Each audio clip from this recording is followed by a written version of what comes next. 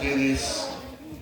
Antes que nada, agradecer infinitamente la invitación que nos hacen. Es la segunda ocasión que tenemos la oportunidad de estar aquí en Xochimilco.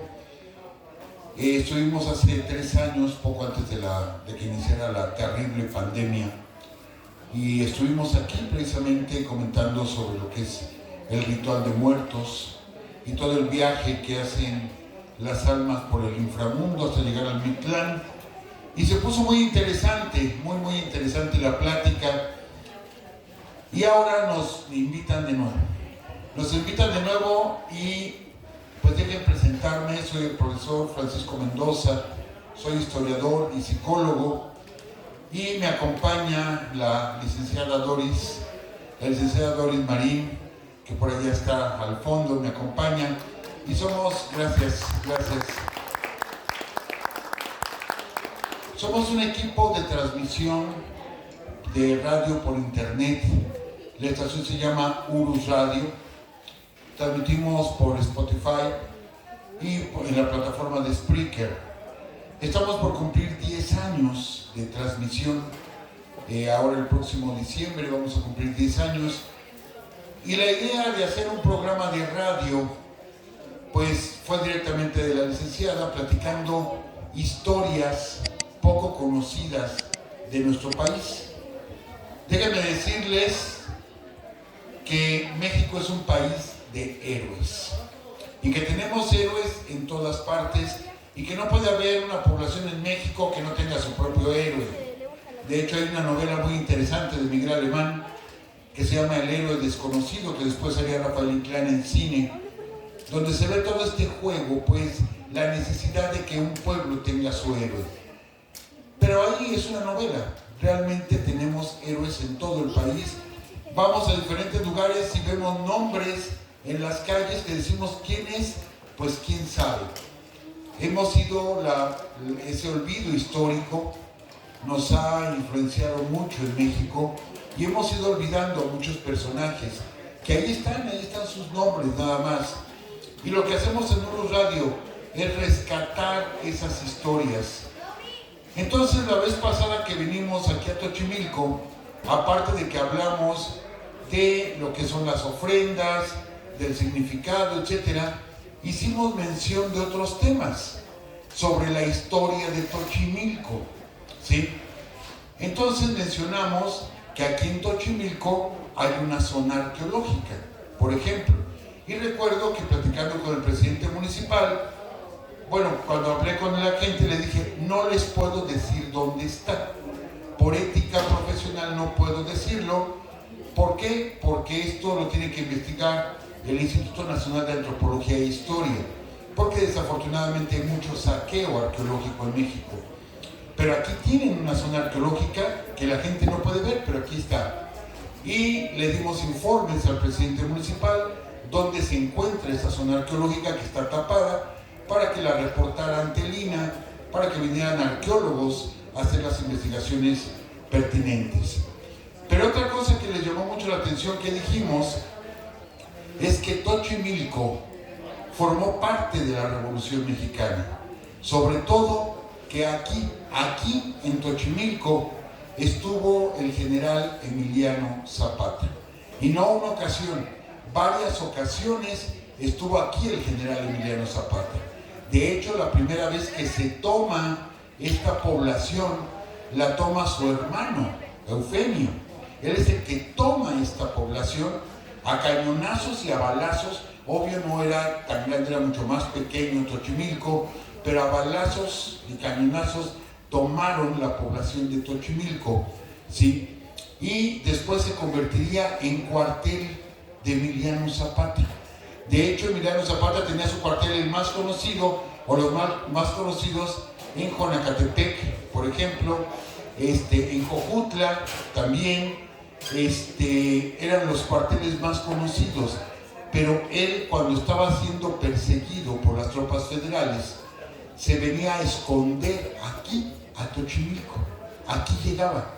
Entonces él procuraba llegar de noche, ¿sí? No tenemos el dato de en qué casa se guardaba Emiliano Zapata, no tenemos ese dato. Es un dato que los mismos revolucionarios se quedaron con el secreto en qué casa se metía Emiliano Zapata, pero aquí se llegó a esconder varias ocasiones.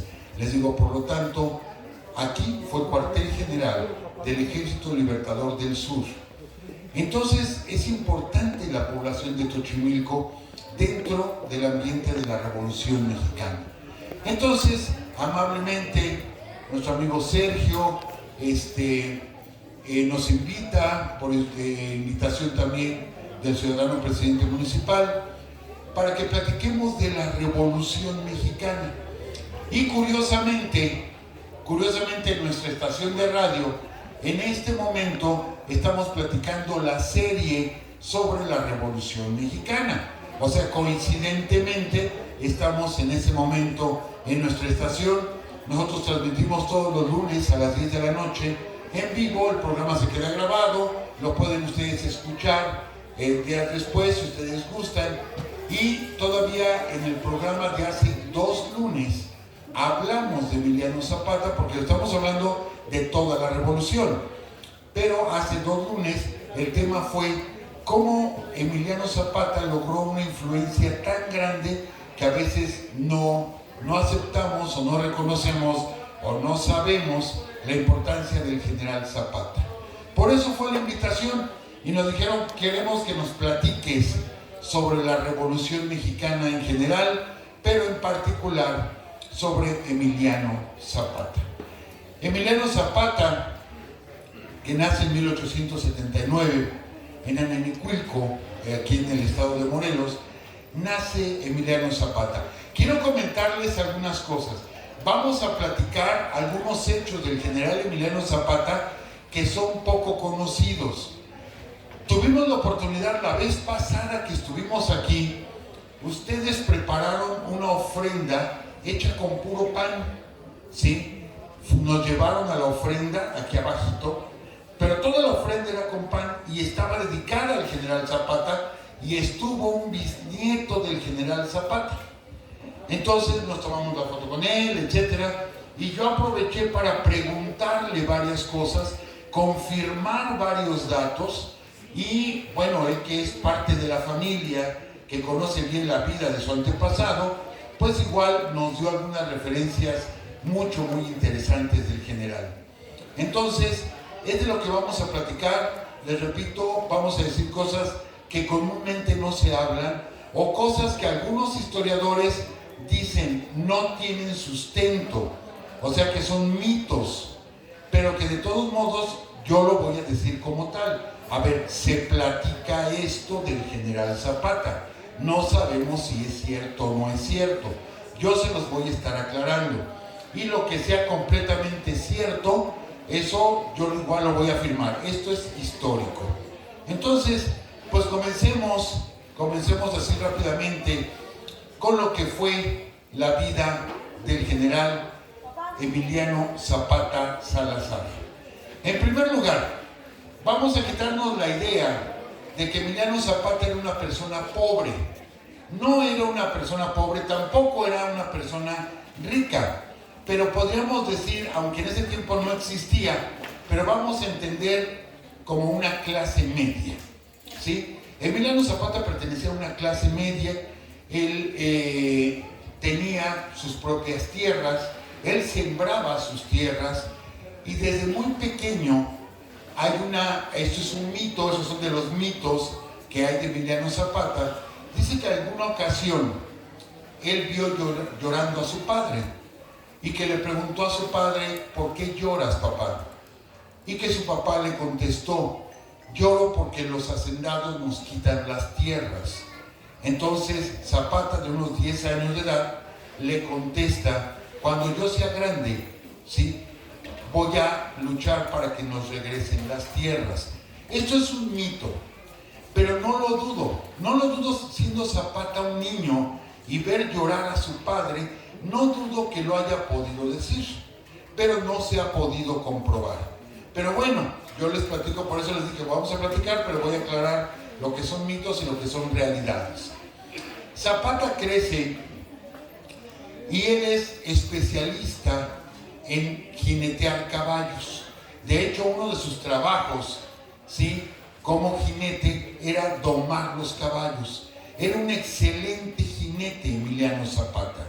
Esto va a traer consecuencias en su muerte, porque hay una leyenda acerca de la muerte de Zapata que le preguntamos a su familiar y que nos hizo algunas aclaraciones que se las voy a compartir.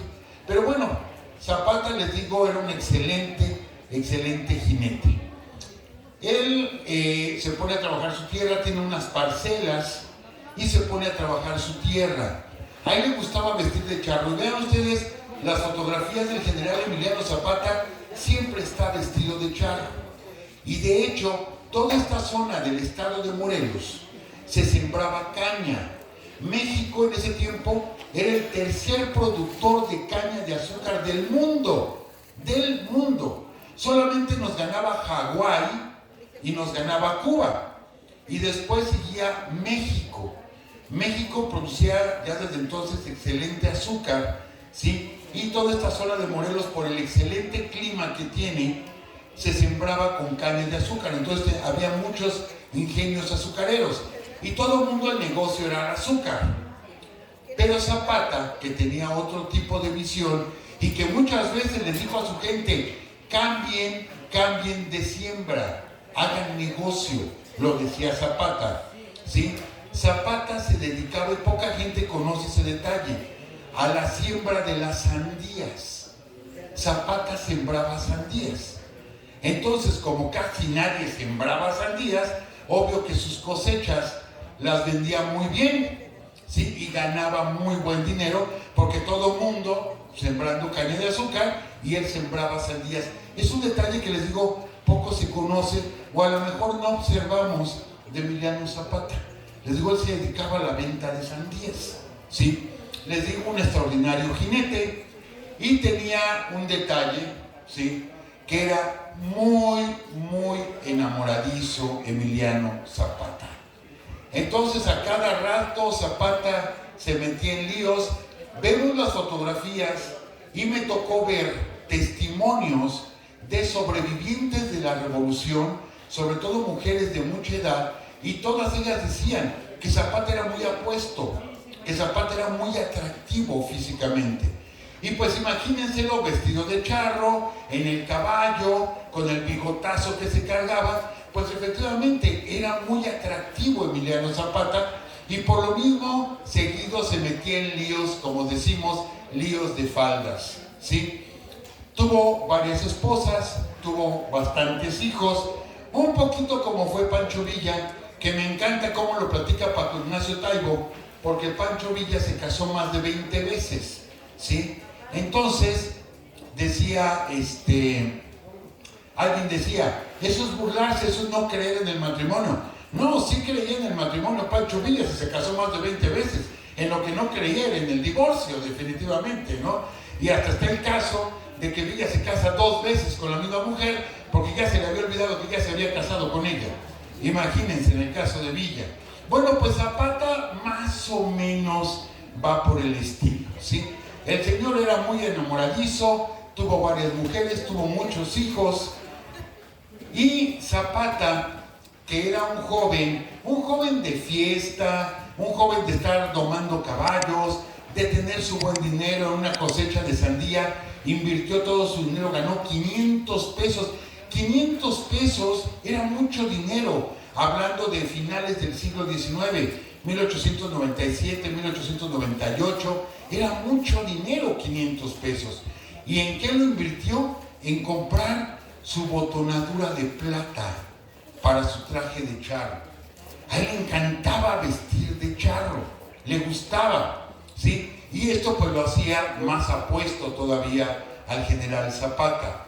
Pero en una ocasión se mete en un lío, ¿sí? Se roba a una muchacha, lo denuncian a Zapata, y en ese tiempo, al ser denunciado, lo capturan las autoridades y lo obligan a entrar al ejército.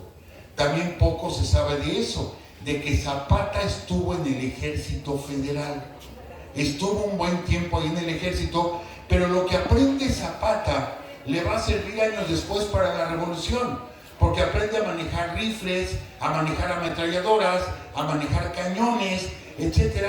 Y comienza a aprender lo que es la disciplina militar. No era un cadete, pero sí aprende lo que es la disciplina militar. Esto obviamente le iba a traer beneficio al general Zapata. ¿En qué tiempo estamos viviendo? Estamos viviendo la época de Porfirio Díaz. Porfirio Díaz, no podemos negar que fue un gran héroe durante la intervención francesa en México. Fue un gran héroe y derrota a los franceses el 2 de abril aquí en Puebla, ¿sí? Después de levantar todo un ejército en Oaxaca, termina derrotando a los franceses, luego toma la Ciudad de México y Porfirio Díaz es el que le entrega la Ciudad de México a Benito Juárez. Pero hay una pugna entre Juárez y Porfirio Díaz. Posteriormente Díaz se levanta en armas, ¿sí? Y hasta que muere Juárez y se queda en el poder Porfirio Díaz. Y va a durar más de 30 años. 30 años, amigos, en los que el país se comienza a desmoronar económicamente. El dinero, había mucho ingreso de dinero, pero quedaba en las manos de muy poca gente, en manos de los hacendados sobre todo. Y tenemos la rebelión de los mayas allá en Yucatán contra las haciendas enequeneras, donde esclavizaban prácticamente a los mayas, ¿sí? Y tenemos la rebelión de los yaquis allá en Sonora, y comienza la represión de Porfirio Díaz hacia los pueblos naturales. Entonces Porfirio Díaz se va a eternizar en el poder hasta que llega un señor chaparrito, bigotón y barbón llamado Francisco I. Madero. Y Madero comienza a armar clubes antireeleccionistas para luchar contra Porfirio Díaz en las elecciones de 1910. Para esto, amigos, Zapata ya se había levantado en armas. Hay que aclarar, porque son de las cosas que cometemos el error. Pensamos que Zapata forma parte de la revolución de Madero, y no. Madero tiene su propia revolución en la cual no está Zapata. La revolución comienza el 20 de noviembre de 1910 y Zapata desde marzo de 1910, marzo, abril, mayo, se levanta en armas y ataca una hacienda, una hacienda pegada en Enecuilco, y reparte las tierras entre los campesinos y se echa al gobierno encima. Zapata había sido nombrado, y esto es bien importante que nos lo grabemos, porque Zapata, siendo un joven como cualquier joven, o sea, un joven alegre, no era borracho, pero sí le gustaba tomar buen licor, le gustaba mucho. Fíjense, este detalle tiene poco que lo encontré en una biografía de Zapata, de que le gustaba la comida francesa a Emiliano Zapata. Le gustaba comer bien al señor, pues tenía su dinero, les digo, no era rico, pero tenía su buen dinero el general Zapata. Entonces, la gente de los pueblos, Jonacatepec, Anenecuilco, Yecapixtla, etc., todavía se manejaban por consejos de ancianos. Entonces, los ancianos se reúnen y buscan a alguien que defienda la posesión de las tierras de toda esa zona del estado de Morelos, y nombran a Zapata Calpuleque, ¿sí? Zapata se convierte en Calpuleque. Calpuleque es ser como un líder moral, ¿sí? Por la fuerza que tiene Zapata, que aunque es muy joven, pero los ancianos dicen, ya no tenemos fuerza nosotros para seguir exigiendo que nos respeten las tierras, entonces te lo vamos a dar a ti, Emiliano Zapata. La gente le quitaban sus tierras, los hacendados. Es más, cuando la gente se quejaba de que no tenían que comer y que les habían quitado las tierras, esto es histórico, es literal. Contestaron los hacendados que si querían sembrar, sembraran en macetas. Así le contestaron, ¿sí?, a los pobladores de los diferentes lugares. Si quieren sembrar, que siembren en macetas. Así de plano. La gente tenía hambre.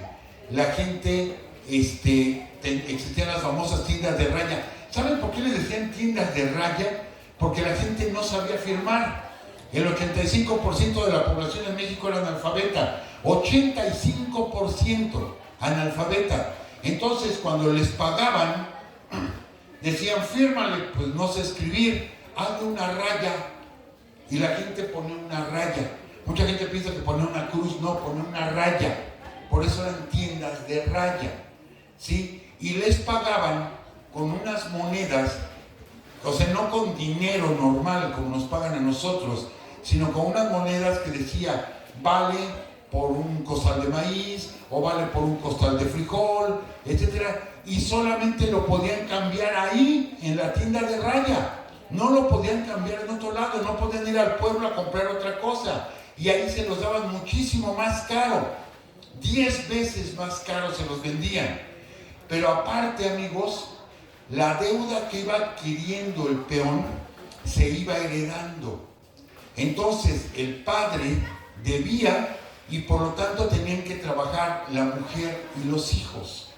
Y lo que debía el padre, cuando el padre moría, lo heredaban los hijos. Y a su vez los nietos. Y era una deuda que nunca terminaba. Y debían cientos de pesos cada peón de las haciendas. Pero aparte, no se podían ir a trabajar a otra hacienda. Si se cambiaban de hacienda, los agarraban los rurales, ¿sí? Y aparte de castigarlos, aparte de meterlos a la cárcel un tiempo o darles de latigazos, los regresaban a la hacienda de la cual se habían escapado. ¿Qué es esto? Pues eso es esclavitud, totalmente esclavitud. Así vivían los peones de las haciendas en Morelos, en Guerrero, los peones de las haciendas en Veracruz, los peones de las haciendas en Yucatán. Así vivían los peones. Por eso odiaban las tiendas de raya. Por eso en la revolución, los revolucionarios cuando tomaban una hacienda, lo primero que hacían era ir y saquear la tienda de raya y quemar los libros donde estaban las deudas, ¿sí? Que no podían pagar, quemaban los libros. Era lo primero que hacían cada vez que tomaban una hacienda, porque con esto los tenían esclavizados. Entonces vemos que sí había una esclavitud disfrazada, si ustedes quieren, pero existía esa esclavitud en México. Y todo esto bajo el régimen de Porfirio Díaz.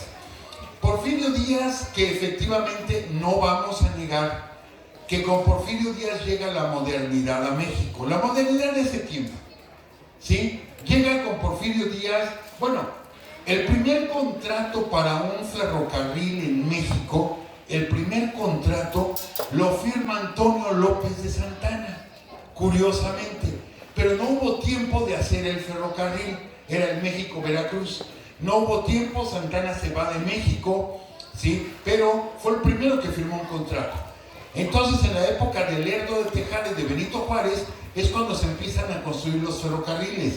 Pero México tiene la intervención francesa. De hecho, cuando llega Carlota y Maximiliano, de Veracruz casi hasta Puebla, llegaron en ferrocarril. Ya estaba la vía, ¿sí? Ya después fue en carruaje y entraron por el norte de la ciudad. Pero bueno, con Porfirio Díaz crece el ferrocarril. Crece muchísimo. Pero todas las concesiones se las da a puros extranjeros, sobre todo extranjeros ingleses.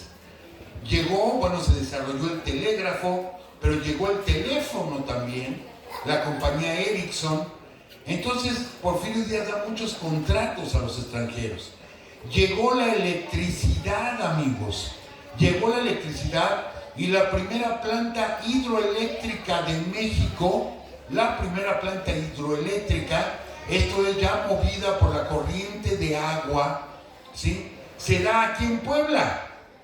En Necaxa, Puebla, se construye la primera hidroeléctrica del país y se construye para llevar energía eléctrica a las minas de El Oro en el Estado de México. Pero aprovecha Porfirio Díaz para pedir que hagan una desviación de la línea de energía e iluminar el centro de la Ciudad de México. Pero originalmente la línea va hacia El Oro. Entonces iluminan para las fiestas del centenario, esto es 1910, se ilumina con luz eléctrica por primera vez la Ciudad de México. Pero para que se viera bonito, las autoridades, la policía, retiró a todos los mendigos, limosneros, etcétera, los retira del centro de la ciudad para que en las noches se viera bonito y no hubiera gente fea, ¿sí? Ahí en las esquinas, que estuvieran ahí tirados. Entonces los retira la policía a garrotazos para que se viera bonita la Ciudad de México. Se vivía en ese tiempo todo al estilo francés. A mí me encanta platicar esta anécdota, es real por completo, de cómo todo el mundo se sentía francés. Bueno, los ricos se sentían franceses.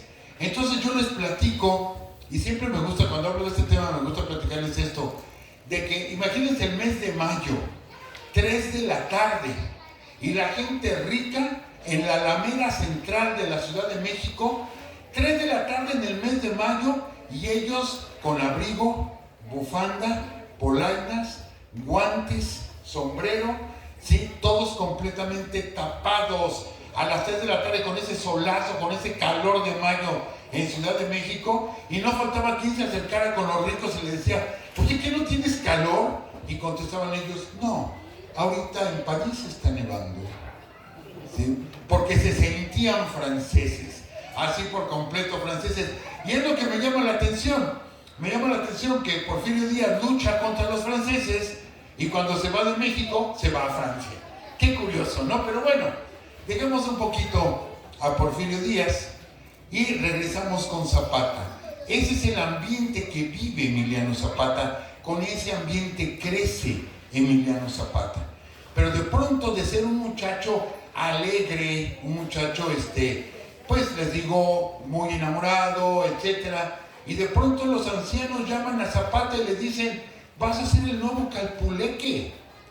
Entonces Zapata siente el trancazo, ¿sí? Le entregan un cofre ya de metal oxidado, se lo entregan y le dicen, aquí están los documentos que comprueban que todas estas tierras son de nosotros. Documentos de la época del virreinato. De hecho, Zapata tiene que conseguir a alguien que hable náhuatl para que le traduzca los documentos. Y se da cuenta de todo el gran robo que le habían hecho a la gente. Que esas tierras que ahora tenían los hacendados pertenecían desde cientos de años atrás, pertenecían a los pueblos. Entonces, Zapata pide audiencia con el presidente. Fíjense, él no dijo voy con el gobernador o con el secretario. No sé qué estaría pensando Zapata, que agarra y dice, yo quiero hablar con el presidente de México. Y pide hablar con Porfirio Díaz. ¿Ustedes creen que Porfirio Díaz lo iba a atender? Pero para nada. O sea, perdón por la expresión coloquial, pero ni lo peló. Así de plano a Emiliano Zapata. Y Emiliano Zapata es donde se empieza a enojar. Donde empieza a decir, bueno, pues si no nos dan nuestra tierra, la tomamos a la fuerza. Y vamos a tomar las tierras. Y en 1910... comienza el levantamiento de Emiliano Zapata antes que el levantamiento de Madero. Por eso no hay que confundirnos. Uno es el movimiento de Zapata y otro es el movimiento de Madero.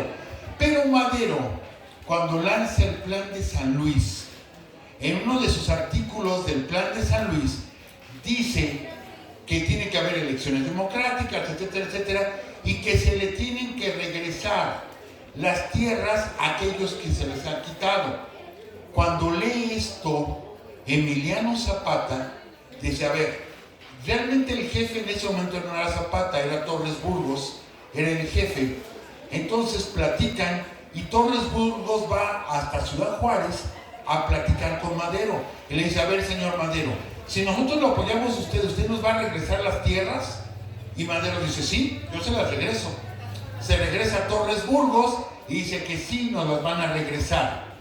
Entonces deciden irse del lado de Madero, ¿sí? Pero cuando ellos ya estaban levantados, pero matan, asesinan a Torres Burgos y en automático quien se queda de jefe es Emiliano Zapata. Y de pronto ya es el jefe de una revolución. Pero en ese momento sí está de acuerdo con Madero. La revolución de Madero fue rápida. 8 meses, 9 meses y Madero gana la revolución. Los revolucionarios Pascual Orozco y Francisco Villa toman Ciudad Juárez, ¿sí?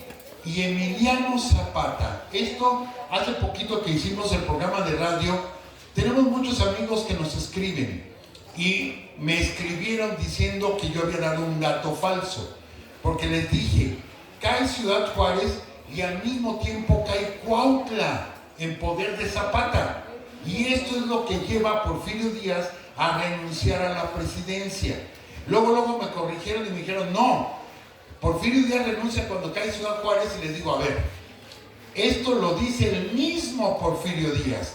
En sus memorias él lo escribió y tenemos el dato escrito por Porfirio Díaz que dice que después de Ciudad Juárez lo que lo decidió a renunciar fue la caída de Cuautla. No quiere decir que porque cayó Cuautla con Zapata ya le tuvo miedo a Zapata, no. Realmente lo que pasa es esto. Yo tengo una revolución, pero hasta allá, hasta Ciudad Juárez, ¿sí? Y tengo al Ejército Federal completo. Es una batalla. Y de pronto tengo a los revolucionarios aquí atrás. Los tengo aquí en Cuautla. Ya nada más es brincar la sierra y los tengo en Ciudad de México. Entonces es lo que dice Porfirio Díaz. ¿Saben qué? Me voy, no quiero ya problemas, ya estoy grande, etc. Renuncia Porfirio Díaz y se va de México, se va a Veracruz. ¿Y saben quién lo acompaña a Veracruz? ¿Quién lo va escoltando con militares? Un general que se había dado a notar mucho, ¿sí?, por su crueldad con los mayas y con los yaquis. Un tipejo llamado Victoriano Huerta. Victoriano Huerta es el que acompaña a Porfirio Díaz hasta Veracruz. Porfirio Díaz se va en el barco Ipiranga, que este barco también va a ser muy importante, y se va a Porfirio Díaz. Entonces, en México se queda Francisco León de la Barra, que era el secretario de Relaciones Exteriores, se queda como presidente. Y tenemos ya una revolución, tenemos muchos puntos del país que están levantados en armas. Entonces, cuando se va Porfirio Díaz, León de la Barra dice, yo me quedo de presidente únicamente para hacer elecciones y me voy. Pero antes, León de la Barra quiere sofocar el levantamiento de aquí, de Zapata, de toda esta zona, porque está la Ciudad de México aquí pegada, y decide enviar a Victoriano Huerta a sofocar a los zapatistas. Y Victoriano Huerta llegaba a esta zona, todas estas poblaciones al sur, ¿sí? Llegaba y no llegaba gritando o dando órdenes, llegaba tirando balazos, quemando, saqueando, colgando gentes de los árboles, gente de los postes de telégrafo, llegaba haciendo pedazos por completo Victoriano Huerta. Y todo en contra de Zapata. El enemigo lo tenían, les digo, aquí, luego, aquí estaba Zapata, y por aquí andaba, por aquí paseó, por estas calles paseó Zapata, ¿sí? Entonces, hacen elecciones, Madero gana la presidencia, que ya la había ganado, pero había habido un fraude electoral, gana la presidencia, sale León de la Barra, toma Madero la presidencia y quita a Victoriano Huerta, y pone al general Felipe Ángeles a cargo de la rebelión de los zapatistas. Pero Felipe Ángeles, miren, yo quiero hacer este pequeño paréntesis. Se acaba de inaugurar un aeropuerto internacional, el Aeropuerto Internacional Felipe Ángeles. Yo no voy a entrar aquí en debate de si es bueno o es malo el aeropuerto. Ese es un debate en el que Urus Radio no se mete. Lo que sí me dolió, y se los digo sinceramente, es que cuando se inaugura el Aeropuerto Internacional Felipe Ángeles, leí algunos comentarios, no con nosotros, pero leí comentarios que decían, y perdón por la palabra, ¿y quién es ese güey? ¿Sí? Dije, perdón, yo no me voy a meter en el debate de si el aeropuerto fue bueno o no fue bueno, pero que no sepas ni siquiera quién fue el general Felipe Ángeles y lo critiques, mejor di, no sé quién es, me lo pueden explicar, y no digas quién fue ese güey. Felipe Ángeles, podríamos decir que quizá haya sido el hombre más leal de toda la Revolución Mexicana. Si algo caracterizaba a Felipe Ángeles, era que era leal. Fue porfirista y nunca traicionó a don Porfirio. Posteriormente sería huertista y nunca lo traicionó. Después fue villista, fue carrancista y nunca traicionó a nadie. Y yo lo dije en el programa de radio, quizá haya sido el hombre que más tentaciones tuvo en la Revolución Mexicana para traicionar, y nunca traicionó a nadie. Si tú tenías a Felipe Ángeles aquí, podías confiar en él. Entonces, y aparte era muy noble Felipe Ángeles. Felipe Ángeles lo mandan al sur, Madero lo manda al sur a enfrentarse con Zapata. ¿Saben qué hizo Felipe Ángeles? Él dijo, yo vengo a pacificar, no vengo a matar gente. Es más, alguna ocasión, sabiendo que estaba ahí enfrente el general Genovevo de la O, que era de los más fieros generales zapatistas, que estaba ahí enfrente, él pasó, Felipe Ángeles, con sus tropas y dijo, nadie descargue, todo el mundo caminando tranquilos, y él pasó tranquilo frente a las tropas zapatistas, y los zapatistas con los rifles apuntándolos, esperando el primer movimiento. Ahí se hubiera armado la balacera, y Felipe Ángeles pasó enfrente de los zapatistas. Esto lo sabemos porque después el mismo general Genovevo de la O se lo platicó a Felipe Ángeles y le dijo, mi general, yo lo tuve en la mira de mi rifle y lo fui siguiendo con la mira de mi rifle. Dice, yo esperaba cualquier movimiento, dice, ahí yo lo hubiera matado. Y le contesta Felipe Ángeles, yo lo sabía. ¿Sí? Así, con esa sangre fría, Felipe Ángeles, pero se gana a los zapatistas. Se los ganó porque él no llegó masacrando y matando.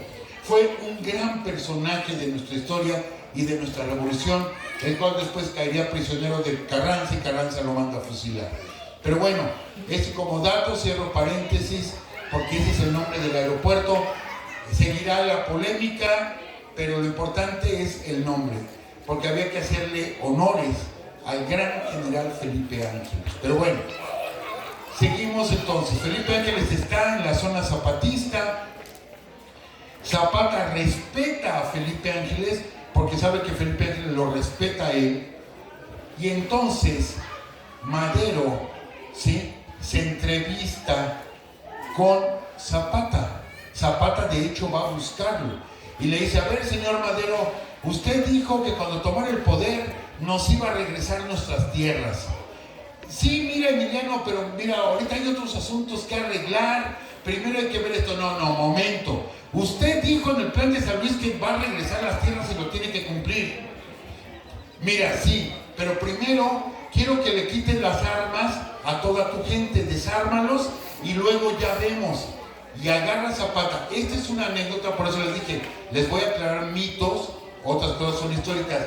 Esto es un mito, no se ha comprobado, pero hay algunos historiadores que dicen que es cierto, que en ese momento, estando Zapata con Madero, agarra a Zapata, saca la pistola, le apunta a Madero.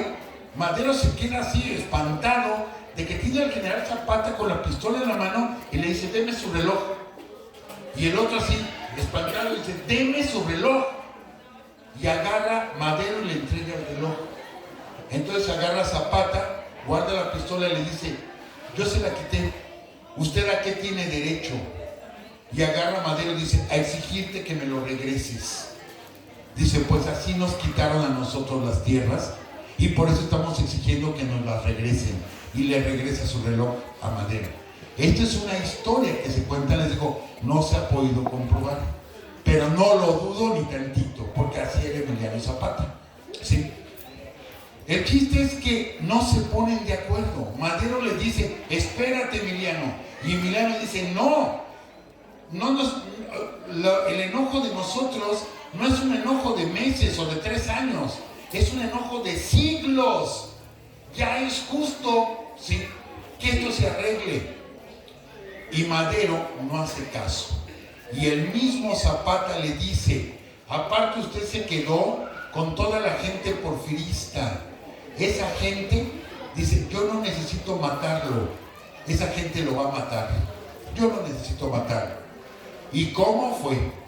¿Por qué? Porque después se da el levantamiento de Félix Díaz y Bernardo Reyes, todo lo que es la decena trágica, y se aprovecha de todo esto Victoriano Huerta, captura a Madero, captura a Pino Suárez, los manda a matar, matan a Madero de un balazo en la cabeza. Pino Suárez intenta huir y ahí lo balacean y llegan y lo rematan en el suelo, justo atrás de Lecumberri, en la Ciudad de México. Y de pronto hace un movimiento legal ahí, Victoriano Huerta, y se queda con el poder, y de pronto ya es presidente de México. Victoriano Huerta ya es presidente de México, ¿sí? Entonces, Pascual Orozco, que antes era maderista y que también se fue en contra de Madero, lo llama Victoriano Huerta y le dice, pásate de mi lado. Y Pascual Orozco, que era revolucionario, se pasa del lado de Huerta. Le escribe Victoriano Huerta a Zapata y dice, usted estaba en contra de Madero, pásese con nosotros. Ya se imaginarán la respuesta de Zapata. Lo mandó al diablo y dio la orden de que absolutamente nadie, ningún zapatista, se iba a ir del lado de Huerta. Y alguien que lo hizo, sí, o sea, algunos que lo hicieron, los fusiló Emiliano Zapata. Los fusiló. Entonces, ahora el pleito es con Huerta. Villa contra Huerta, Carranza contra Huerta, Obregón contra Huerta, Pablo González contra Huerta y Emiliano Zapata contra Huerta, y empieza la segunda etapa de la Revolución Mexicana. Y tenemos el país en guerra. Y es donde se dan las grandes batallas como Torreón, como Zacatecas. Ya estaba Felipe Ángeles, estaba del lado de Villa, y se dan las grandes batallas. Y como que todos los reflectores se van con Villa. ¿Pero qué creen? Que Emiliano Zapata, ¿sí?, lo ubicamos nada más en Morelos. Pero no. La zona, o sea, Zapata empieza a atacar, llega a tener un ejército de 40,000 hombres, 40,000 gente siguiendo a Zapata. Y Zapata tiene el control de todo el estado de Morelos. Toma Chilpancingo, es la primera capital que toma. Si toma Chilpancingo, tenía Morelos menos Cuernavaca, y después toma Cuernavaca. Llegan fuerzas zapatistas a Oaxaca, a Tlaxcala, al sur de Puebla, al Estado de México, al Estado de Michoacán, les digo, al Estado de Guerrero. Imagínense el poder que tenía Emiliano Zapata. Por eso siempre aclaro, es que todo el reflector se lo lleva Villa en el norte. No, espérenme, Zapata era tremendo. Zapata tenía el control de todos esos estados y del sur de la Ciudad de México.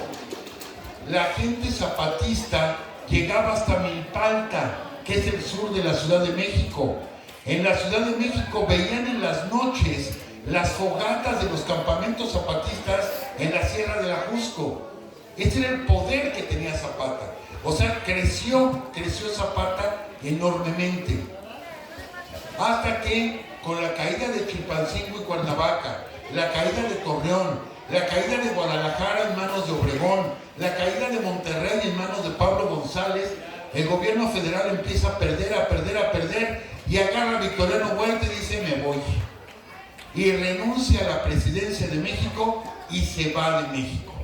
¿Qué pasó con Huerta? Se los platico, esto lo acabo de platicar apenas este lunes. Huerta sale, provocó la intervención norteamericana en Veracruz de 1914, deja el país incendiado, se va a España, de España se regresa a Estados Unidos, intenta regresar a México, lo detienen los americanos y muere en Texas. Ahí está su tumba, en un panteón en Texas. De hecho, la tumba de Victoriano Huerta es un atractivo turístico. La gente paga de esos recorridos por los panteones y la gente visita la tumba de Victoriano Huerta. Huerta se tomaba una botella de coñac al día. Una botella de coñac al día. Cuando le hacen la autopsia a Victoriano Huerta, lo abren, su hígado era del tamaño de una nuez. Así estaba ya su hígado. O sea, él era alcohólico por completo, muere de cirrosis, ¿sí? Y allá se quedó Victoriano Huerta, y qué bueno que allá está, y allá que se queda, allá está muy bien, que sigan pagando por verlo, por ver su tumba. No lo queremos aquí al chacal Victoriano Huerta. Pero de pronto cae Huerta. Pero ahora hay un pleito entre Villa y Carranza. Carranza, que encabeza el movimiento constitucionalista, Zapata le escribe a Carranza que respete el plan de Ayala. Zapata elabora el plan de Ayala junto con varios zapatistas como Tilio Montaño, Palafox, etc. Y es la bandera del zapatismo. Es la bandera del zapatismo. Carranza no respeta el plan de Ayala, no lo respeta. Entonces Zapata no respeta a Carranza. Villa se pelea con Carranza. Obregón está del lado de Carranza. Pablo González del lado de Carranza. Y ahí es donde empieza una carrera a ver quién llega primero a la Ciudad de México. Ya no está Huerta y se queda Francisco Carvajal de presidente, y Carranza le da la orden al presidente interino de que la que queda del Ejército Federal lo ponga en el sur de la ciudad para que Zapata no tome la Ciudad de México. No quiere que Zapata llegue a la Ciudad de México. Entonces quien llega primero es Álvaro Obregón, y de ahí sale Venustiano Carranza inmediatamente, se mete a la Ciudad de México, ¿sí? Pero tienen a Zapata aquí pegado. Y Villa se empieza a mover, gana en Zacatecas, se mueve a Aguascalientes y llama a la convención de Aguascalientes Venustiano Carranza y dice: a ver, nos vamos a juntar todos los generales, todos nos juntamos y decidimos un presidente interino, y ese presidente llama a elecciones y sacamos un nuevo presidente y ya ponemos en orden al país. Eso es el espíritu de la convención de Aguascalientes. En la convención llega la gente carrancista, llegan los villistas, llega Pancho Villa a Aguascalientes, pero ahí en Aguascalientes el general Felipe Ángeles, ¿se acuerdan? Ya les platiqué de él. Agarra y dice: a ver, señores, aquí falta alguien, aquí falta el ejército zapatista. No, ellos están allá en el sur. ¿Y qué? Ellos tienen el control de un montonal de estados y han peleado todo este tiempo. No puede funcionar esta convención sin los zapatistas. Y es Felipe Ángeles el que exige que esté Emiliano Zapata en los zapatistas, y él viene hasta acá, hasta Morelos. Viene y habla con Zapata, le dice: mi general, usted tiene que estar allá. Zapata se niega, pero envía una comisión zapatista, que todos los estaban esperando, y que quién iba, Otilio Montaño, o sea, todos los cerebros del zapatismo son los que estuvieron en la convención de Aguascalientes. Esa convención de Aguascalientes, ahí se desarmó la revolución. Ahí salieron con que Villa decía, por ejemplo, ¿saben qué? Vamos a quitarnos de problemas. El problema es entre Carranza y yo. Que venga Carranza y que nos fusilen a los dos, y con eso acabamos este pleito, ¿sí? Pues no lo iban a hacer, obviamente, pero ahí se divide la Revolución Mexicana. Y de pronto tenemos a Villa y a Zapata contra Carranza, González y Obregón.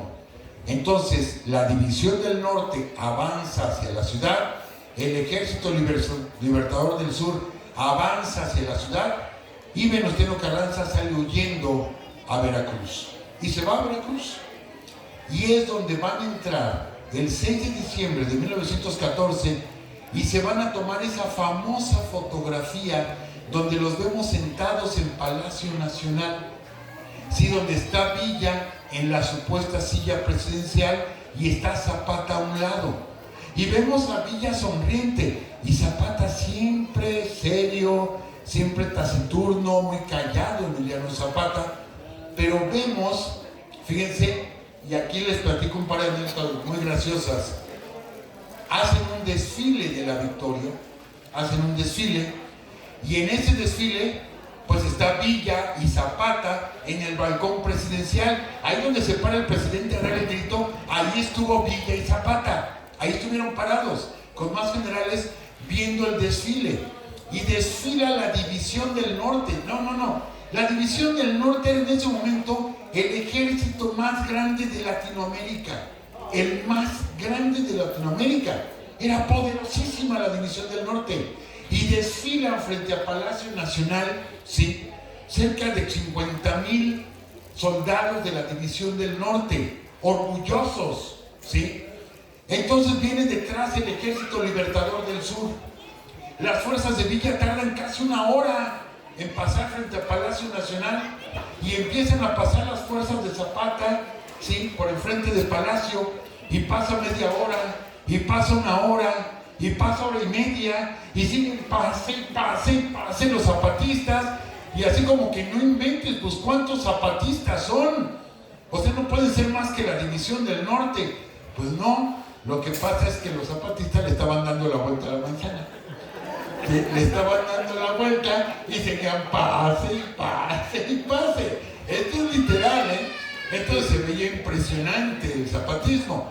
Y le encargan la Ciudad de México a Eufemio Zapata. O sea, la Ciudad de México tuvo un gobierno zapatista, ¿sí? Otra anécdota, y esta la platica Taibo, que dice que los soldados villistas se burlaban de los soldados zapatistas por el tamaño de sus caballos. Porque sí es cierto, vean las fotos de Villa y Zapata cuando van entrando a la Ciudad de México, y Villa se ve altísimo y en un caballo mucho más grande, y Zapata se ve en un caballo chaparrito y más bajito. Vean las fotos y se nota la diferencia. Entonces los villistas se burlaban de los zapatistas y decían que qué caballitos tenían. Pero los zapatistas les contestaban: sí, estarán muy chiquitos nuestros caballos, pero comen 7 veces menos que lo que traga el tuyo, fíjate, me sale más barato. Aparte, para la tierra donde nosotros estamos, uno de tus caballos no sube, en cambio el nuestro sí sube. Y por eso usamos estos caballos. Y con eso callaban a los villistas, ¿sí? Y es cierto, no es el mismo concepto, y esto yo les quiero aclarar. Cuando se entrevistan primero Villa y Zapata allá en Xochimilco, que fue cuando se conocieron, hablaban diferente lenguaje por esto. Villa no entendía por qué peleaban por la tierra. Porque decía Villa, es que tierra hay mucha. Y podemos andar allá en el norte kilómetros y kilómetros, y la tierra ahí está para todos. Sí, en el norte, pero acá en el sur no. Acá en el sur, para los zapatistas, había poca tierra. Y les digo, los hacendados hasta decían pues que siembren en macetas. No eran dueños de la tierra. Entonces era algo que no entendía Zapata de Villa, porque Zapata no conocía el norte, y Villa no entendía de Zapata porque no conocía el sur. Entonces, aunque hicieron un pacto de apoyarse, el apoyo nunca se dio. Siguieron con una amistad, pero realmente el norte y el sur no se apoyaron, ¿sí? ¿Por qué? Porque inmediatamente Carranza envía a Álvaro Obregón para pelear contra Villa. Nada tontos.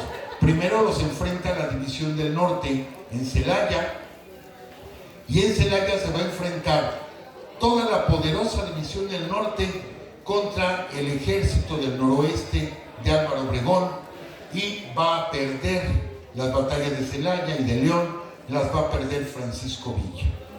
Las pierde por una serie de errores. Se pelea con Felipe Ángeles, que le decía: esa no es la estrategia, general.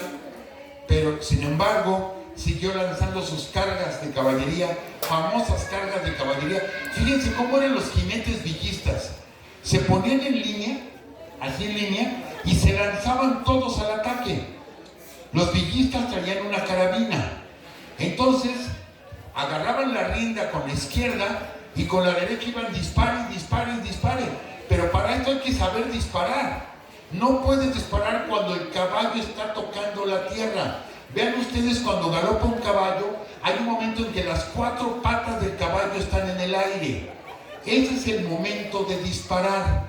Entonces ellos van al galope. Cuando sienten que el caballo, las 4 patas, insisto, están en el aire, es cuando disparan, ¿sí? Porque si disparan cuando el caballo toca el piso, se sacude. Bueno, pues eran excelentes jinetes, van sintiendo el galope del caballo, van disparando, van disparando, se acababan la carga de la carabina, 7 balas, la guardaban y traían doble pistola y disparaban con las 2 pistolas. Uno dice, a ver, espérate, primero una y luego la otra. No, al mismo tiempo. ¿Cómo le hacían los villistas? Agarraban la rienda con los dientes, se ponían la rienda y así, apretando la rienda del caballo, sacaban las 2 pistolas y empezaban a disparar hasta que descargaban las 2 pistolas. De ahí se regresaban, volvían a cargar y otra vez conducían el caballo con los dientes. Esos eran los jinetes de la División del Norte. Esos eran los famosos dorados de Villa. ¿Sí? Las cargas de caballería eran implacables de Pancho Villa, pero Obregón ya se las sabía. Y Obregón empieza a construir algo que se llamaba loberas. Las loberas eran trincheras, pero no largas para mucha gente, sino para una sola persona. Cada soldado tenía que llegar, abrir un agujero en el suelo y meterse en el suelo. Cada lobera era para un solo soldado. Entonces lo que hizo, gracias.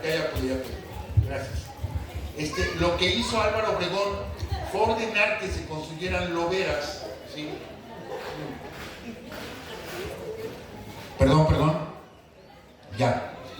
Que se construyeran loberas. Avanza la caballería villista y de pronto da la orden en Obregón: todos los soldados regrésense. Y se quedan los agujeros o el campo de batalla lleno de agujeros y los caballos al galope. ¿Sí? Caía un caballo, caía otro, se rompían las patas, les puso alambres de púas. En fin, se deshizo la caballería villista, que era lo más fuerte que tenía Villa, su caballería. Se deshizo la caballería villista, Obregón le gana a Villa y Villa se va hacia el norte, ¿sí? Entonces ahora sí, Obregón se voltea y dice: vamos contra Zapata. Y aunque él no encabeza la lucha contra Zapata, la encabeza Pablo González, que llega y hace lo mismo que hizo Huerta, hace lo mismo que hizo Juvencio, otro general, hace lo mismo. Llega aquí a Morelos y a toda esta zona del sur de Puebla, llega acabando con toda la gente, incendiando, matando, colgando a la gente de los árboles.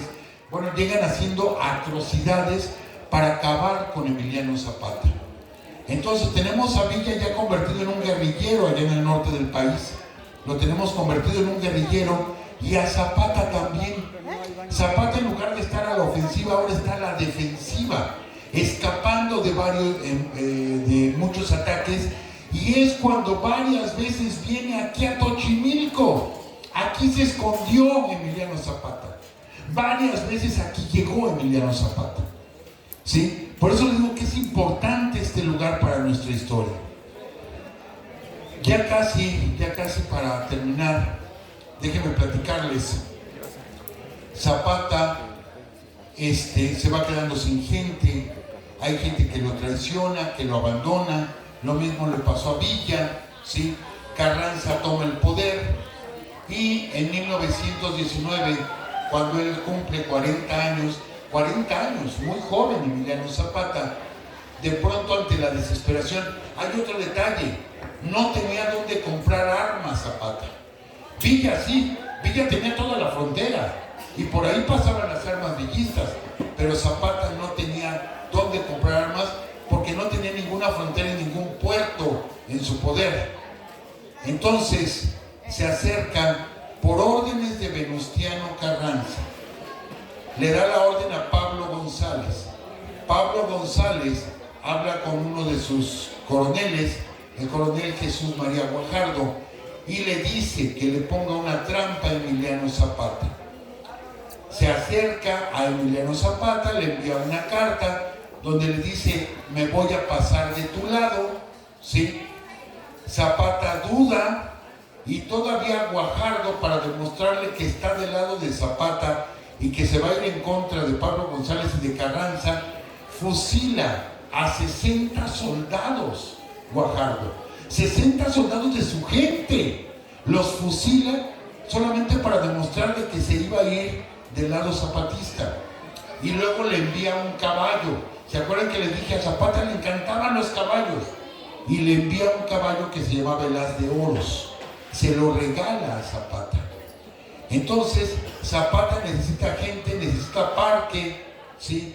Está solo casi allá en Morelos, y entonces decide reunirse con Jesús María Guajardo. Lo cita en la hacienda de Chinameca en abril de 1919. Zapata llega, se sube a una loma, ve todo y no ve nada raro, y decide bajar y deja a su gente ahí en la loma, y él entra con una escolta de 10 hombres, ¿sí? El 19 de abril de 1919 entra, los hombres de Guajardo tocan a Diana para hacerle honores al general. Cuando el general entra a la hacienda de Chinameca, suena el último toque de la corneta, y en ese momento todos los soldados disparan sobre Emiliano Zapata y su escolta. Zapata alcanza a sacar la pistola, pero ya no pudo más. Ahí cae muerto el general Emiliano Zapata, víctima de una traición. El cuerpo de Zapata es llevado aquí a Cuautla, y ahí lo exhiben y le toman fotografías para que todo el mundo sepa que ya murió Zapata. ¿Sí? Están las fotografías de su cuerpo, de su cadáver ensangrentado, y después es enterrado en el Panteón de Cuautla, donde se encuentra hasta el día de hoy. Van a pasar los años y se va a construir el Monumento a la Revolución, en donde está Carranza, Cárdenas, Villa, Madero, etc. Y cuando vienen por los restos de Zapata para llevárselo al Monumento a la Revolución, su familia y la gente de Cuautla y la gente de Morelos dijeron: no, Zapata es nuestro, y de aquí no sale el general Zapata. Y hasta el día de hoy está enterrado en Cuautla. Es el único de los grandes revolucionarios que no está enterrado en el Monumento a la Revolución, y se le siguen haciendo honores. Cada abril se le hacen honores al general Emiliano Zapata. Pero hay otro detalle. Aquí esto es un mito, yo se los tengo que contar. Resulta que dicen que Zapata, cuando domaba caballos, alguna ocasión ustedes saben que para domar caballos hay que amarrarse la mano, ¿sí? Se pone la mano y se amarra para aguantar los saltos del caballo. En una de esas pierde un dedo Emiliano Zapata, ¿sí? Pierde el dedo meñique de la mano izquierda. Si ustedes revisan las fotografías del cuerpo de Zapata, están completas sus manos, completas. Entonces mucha gente nota el detalle y dicen: al general Zapata le hace falta un dedo, y el dedo no crece. Entonces empieza a correr el rumor, ¿sí?, de que Zapata no murió, de que el que murió fue un compadre de él, que era su doble y que lo envió por delante, porque también no podían creer que fuera tan ingenuo Zapata de haber caído en esa trampa. Y se dice que un compadre de él, que era árabe, lo saca de México y se lo lleva a Arabia, y que allá muere Emiliano Zapata muchos años después. Hay muchos mitos. Yo les puedo decir que oficialmente Zapata murió, y que negamos esa muerte de Zapata porque no lo queremos ver muerto, porque su lucha continúa todavía. Hasta el día de hoy la lucha de Zapata ha seguido. En la Constitución del 17 se hicieron reformas, ¿sí?, pero no se aplicaron hasta la época de Lázaro Cárdenas, y se han aplicado injustamente. Entonces la lucha de Zapata sigue para que las tierras lleguen a poder de los que realmente les pertenece. Entonces por eso está ese espíritu de que Zapata no murió, pero efectivamente murió. Ahora, yo les voy a platicar algo, y se está grabando y va a aparecer en internet lo que les voy a decir. Les digo, esto de que Zapata no murió es un mito, yo se los tenía que platicar. Pero algo que no es un mito es que el periódico El Universal, ya existía el periódico Universal, y perdón si me están escuchando lo del periódico Universal, pero ahí está en la hemeroteca, no estoy mintiendo. En el periódico celebraron la muerte de Emiliano Zapata, pero ahí entrevistan a Jesús María Guajardo, ¿sí? Que es el que pone la trampa. Y ahí está la narración de Guajardo, donde lo entrevistan y dicen, Guajardo, que él ya estaba enojado de que no podían agarrar a Zapata y que de pronto agarró, estando en su cuartel, se subió a su caballo, se fue al cuartel de Zapata, se bajó, le salieron unos hombres, sacó la pistola, a todos los fue matando, se metió a la oficina de Zapata y ahí sacó otra pistola y se la vació a Zapata y de ahí se salió, se subió a su caballo y se regresó. Así lo platicó Guajardo. Efectivamente, es de reírse lo que platicó Jesús María Guajardo, que tiempo después moriría fusilado por órdenes de Pablo González, ¿sí? Sabemos que tiempo después, en el 23, muere Pancho Villa en otra traición, ¿sí? Allá en Parral, Chihuahua, y al poco tiempo muere Obregón, ¿sí? Balaceado por León Toral, aquí en La Bombilla, le meten, o sea, imagínense, ¿cómo estará esta historia? Que llega este muchacho León Toral a mostrarle unas caricaturas que hizo de él, saca una pistola y le vació la pistola, que son 6 tiros, le vació la pistola a Álvaro Obregón.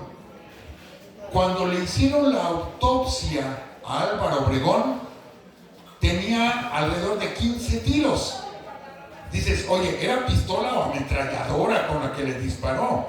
Pero aparte, era de 4 calibres distintos, ¿sí? Entonces uno dice, a ver, ¿quién lo mató realmente? Sí es cierto, este hombre agarró y lo empezó a balacear, pero lo más seguro es que otros ahí mismo terminaron, ¿sí? Y lo remataron a Álvaro Obregón.